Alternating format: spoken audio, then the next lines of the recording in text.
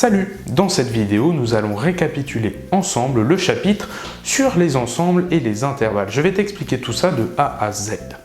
Alors tout d'abord, on a un premier ensemble que l'on note grand N. Et ça, c'est l'ensemble des entiers naturels. Bon, dans cet ensemble, il y a les entiers que tu connais, par exemple 0, 1 ou 2. Bon, je pourrais en citer d'autres, mais tout ça, ce sont des entiers naturels puisqu'ils sont positifs. Ben oui, un entier naturel, c'est quelque chose que l'on peut compter, c'est naturel, c'est pour ça qu'on l'appelle comme ça. Tu peux compter des pommes, tu peux compter des carottes, donc tout ça, c'est naturel, c'est positif. Donc, l'ensemble grand N. Alors, après, tu as l'ensemble des entiers relatifs, que l'on note grand Z, comme ça. L'ensemble des entiers relatifs, il contient aussi des nombres négatifs, comme par exemple, moins 3, moins 8, ou même moins 45. Tout ça, ce sont toujours des entiers, il n'y a pas de virgule, il n'y a pas de fraction, mais ils sont négatifs. Alors tu vois bien que l'ensemble des entiers relatifs contient aussi l'ensemble des entiers naturels. On dit que l'ensemble des entiers naturels est inclus dans celui des entiers relatifs. Par exemple, 2, c'est un entier relatif, mais c'est aussi un entier naturel, alors que moins 3, c'est un entier relatif, mais ce n'est pas un entier naturel. Alors, après les entiers relatifs, tu as un ensemble encore plus grand, l'ensemble que tu connais bien, l'ensemble des décimaux. Alors, parmi lesquels on retrouve par exemple 0,5, moins 3,79, on a aussi 98,6631. Pourquoi pas? Tout ça, ce sont des nombres décimaux, puisqu'ils ont un certain nombre limité et bien strict de nombres après la virgule. Alors après l'ensemble des décimaux, on a l'ensemble des rationnels, voilà, qui se note avec un Q. Alors, l'ensemble des rationnels, on peut l'exprimer sous forme de ration. Une ration, c'est une fraction. Bon, c'est pas le même terme, mais c'est le même principe. Donc, il y a des nombres, par exemple, comme 1 tiers, moins 5 septièmes, ou d'autres nombres comme, je ne sais pas moi, 2 onzièmes, par exemple. Ces nombres-là, tu ne peux pas l'écrire sous forme décimale, ce n'est pas possible, puisqu'ils contiennent un nombre infini de nombres après la virgule. Par exemple, 1 tiers, c'est 0,333333 avec une infinité de 3, et donc il ne peut pas s'écrire avec des décimales. Donc c'est pour ça qu'il fait partie de l'ensemble des rationnels, puisqu'il s'écrit sous forme de fraction. Ensuite, un ensemble encore plus grand qui englobe, encore une fois, tous les autres, c'est l'ensemble des réels. Et dans l'ensemble des réels, tu as un petit peu tout le monde. Alors, je vais t'expliquer pourquoi c'est faux, il y en a d'autres, mais l'ensemble des réels, il contient par exemple pi. Pi, tu connais, c'est environ 3,14, qui ça permet de calculer, entre autres, la circonférence d'un cercle, le volume d'une sphère ou plein d'autres choses. Et donc, tu as pi, tu as par exemple aussi racine carrée de 2. Racine de 2, c'est un nombre réel, puisque tu ne peux pas l'écrire sous la forme d'une fraction. Pi aussi. Pi, tu ne peux pas l'écrire sous forme de fraction. Tu as aussi le nombre E, qui est la constante de Neper, que tu verras sûrement prochainement, l'année prochaine ou dans 2 ans, en fonction de l'évolution des programmes de maths. Et tu en as plein d'autres. Je peux prendre moins racine de 5, je peux en prendre évidemment d'autres. Bon, j'ai d'ailleurs gardé cet exemple, puisque celui-là, tu ne le connais pas encore. Alors, les nombres réels, c'est un petit peu tous les nombres que tu utilises, en tout cas à ton niveau. Mais il existe d'autres nombres. Et oui, par exemple, pour résoudre cette équation, x au carré plus 1 égale 0. Comment résoudre ça? Alors, tu as une autre vidéo qui te permet de comprendre comment résoudre une équation. X au carré plus 1 égale 0, il faut isoler le x, donc on enlève le plus 1, on fait moins 1 d'un côté, donc on fait moins 1 de l'autre. X au carré égale moins 1. Et là, on cherche donc pour quelle valeur de x, lorsqu'on le multiplie avec lui-même, ça donne moins 1. Eh bien ça, tu sais sûrement que ce n'est pas possible. Et oui, parce qu'il faudrait utiliser ici la racine carrée pour enlever le petit 2 en exposant.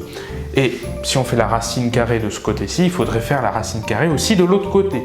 Or, tu sais très bien que racine de moins 1, ça n'existe pas. La racine d'un nombre négatif, ce n'est pas possible.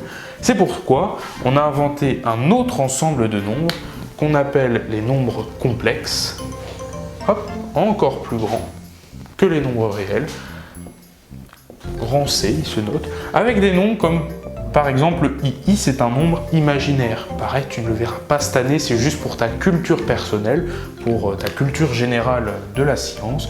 I, c'est un nombre qui, lorsque tu le mets au carré, il vaut moins 1. Ça permettait, I, de résoudre l'équation que je t'ai donnée juste avant. Alors, tu as I, tu as par exemple 3 plus 2i, tu as moins 8, moins racine de 5i, par exemple. Ce sont des exemples, hein, tout ça. Et donc, tout ça, ce sont d'autres nombres qui font partie de l'ensemble des nombres complexes et qui englobent l'ensemble des nombres réels, qui sont encore plus grands. Et ce n'est pas fini. Je ne vais pas t'expliquer comment ça fonctionne, je vais juste te dire qu'il existe encore des ensembles plus grands. Par exemple, l'ensemble des quaternions, qu'on note H. Les quaternions, en plus des I, ils ont aussi des J, des K. Alors il y a aussi l'ensemble... Qu'est-ce qui est tombé? C'est ma brosse, ce n'est pas important.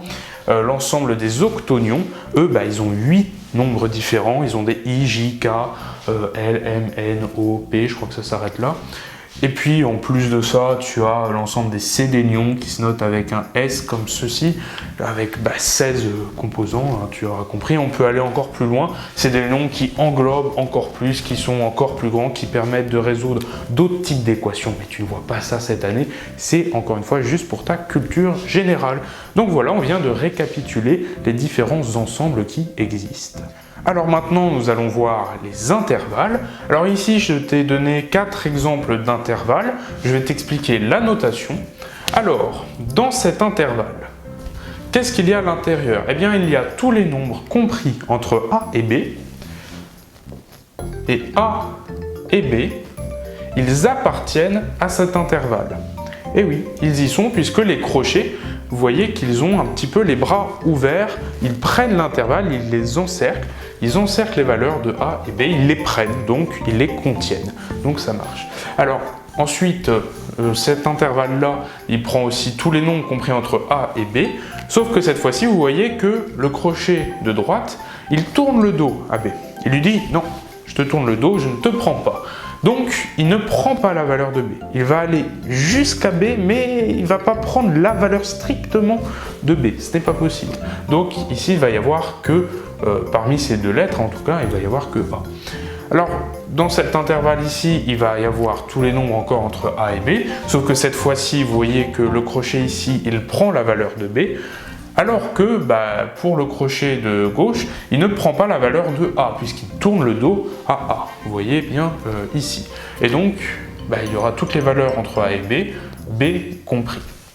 Et enfin, le dernier intervalle, eh bien, regardez les crochets, ils tournent tous les deux le dos à la valeur de A et la valeur de B, donc ils ne prennent pas ces deux valeurs. Donc ici, il n'y aura rien. Il n'y aura ni A ni B, mais il y aura quand même tous les nombres qui se situent entre les deux. Alors ici, je viens de te donner d'autres exemples d'intervalles qui contiennent cette fois l'infini. Alors, on a ici x appartient à A plus l'infini.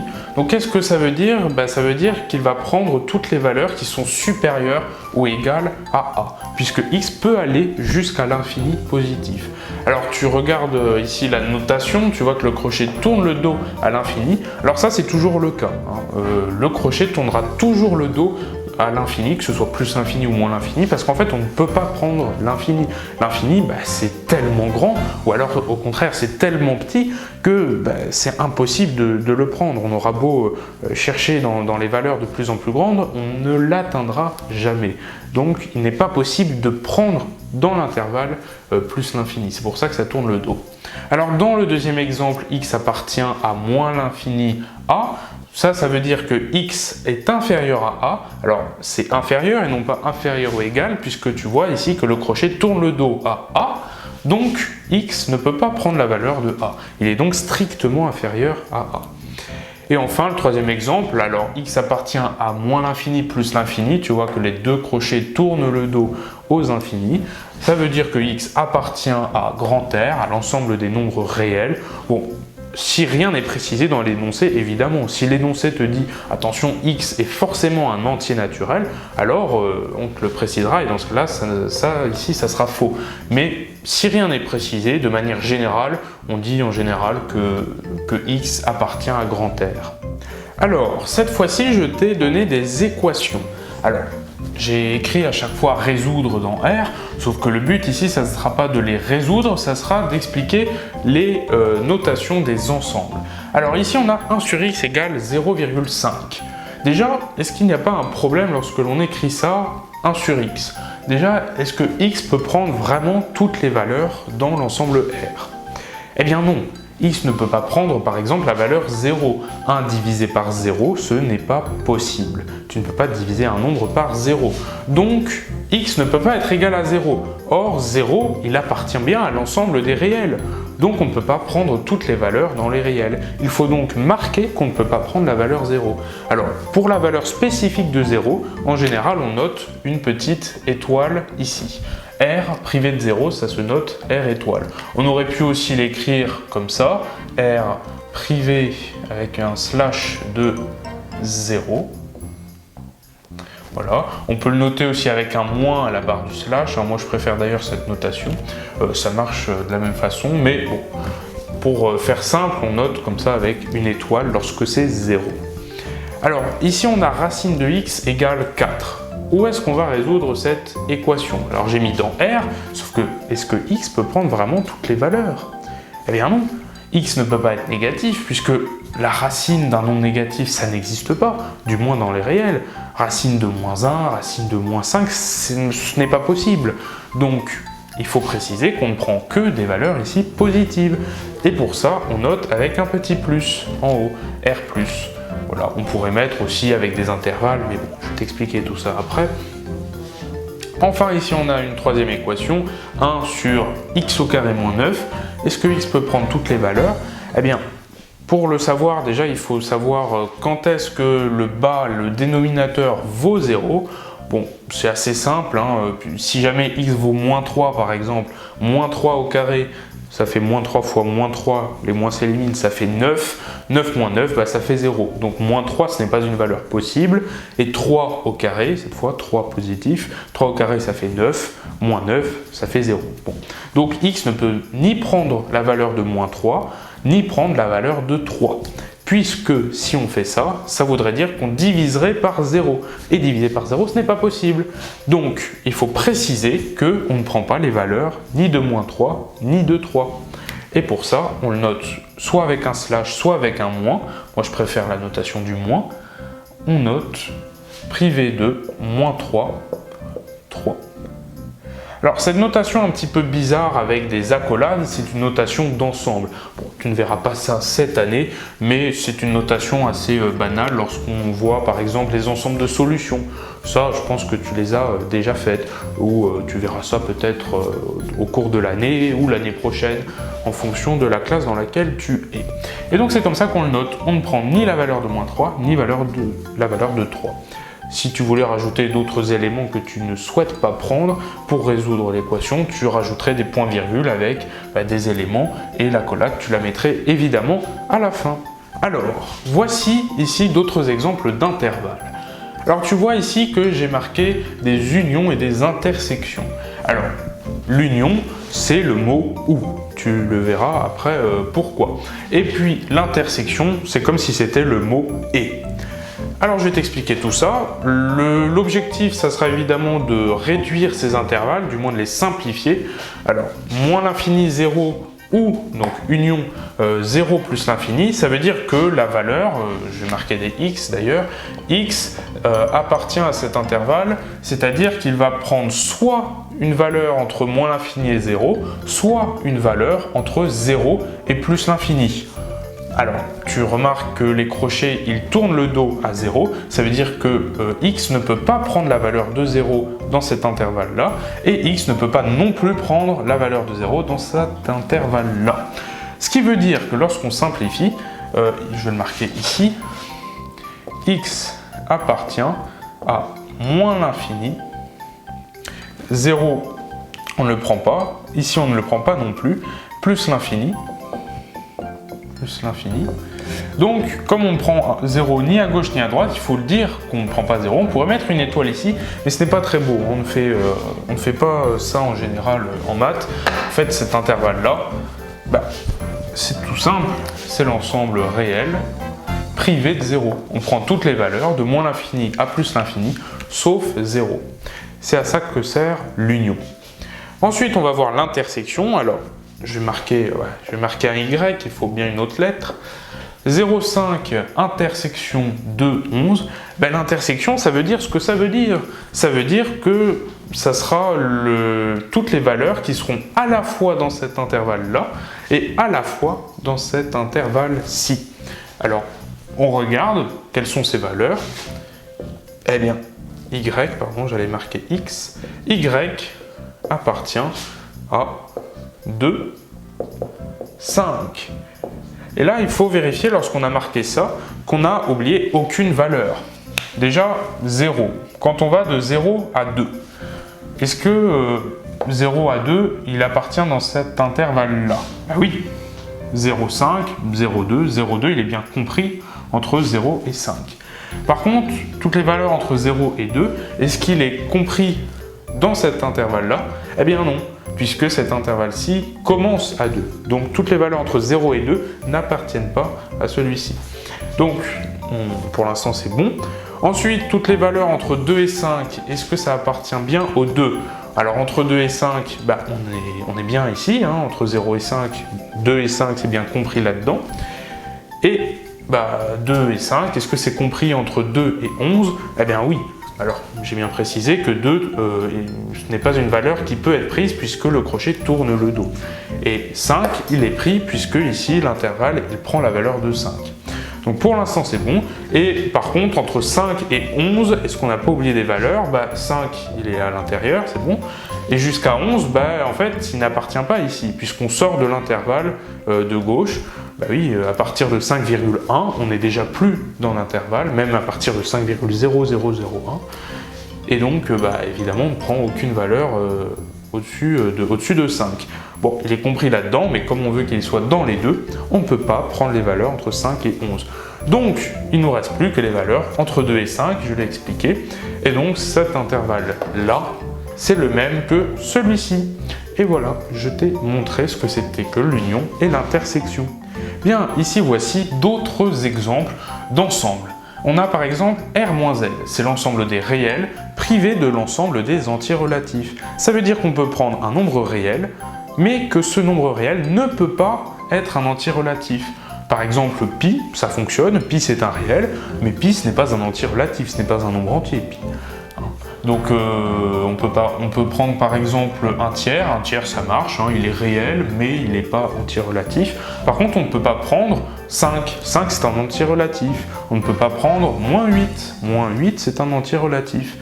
Donc voilà, tu as compris. Le deuxième ensemble, c'est Z-N. Alors Z-N, c'est l'ensemble entier relatif privé de l'ensemble des entiers naturels. Ça veut dire ici qu'on peut prendre des entiers qui sont négatifs, mais pas positifs du coup. Puisque les entiers positifs, c'est la même chose que les entiers naturels. Donc, par exemple, 8, on ne peut pas le prendre. 12, on ne peut pas non plus. Par contre, moins 1, on peut. Moins 9, on peut. Moins 47, on peut. 0, c'est important, on ne peut pas le prendre puisque 0 c'est un entier naturel, donc tu as compris. Et le troisième c'est R-N, les nombres réels privés des entiers naturels. On peut prendre toutes les valeurs sauf des entiers qui sont positifs. On ne peut pas prendre 0, ni 1, ni 2, ni 3, ni 10, ni 27, ni 49, ni 70 872. Ce n'est pas possible, mais n'importe quel autre nombre, on peut, puisqu'il fait partie des nombres réels.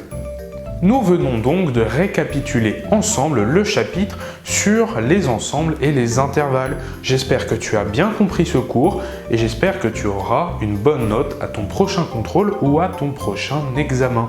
Merci d'avoir regardé cette vidéo jusqu'au bout et moi je te dis à la prochaine. Salut!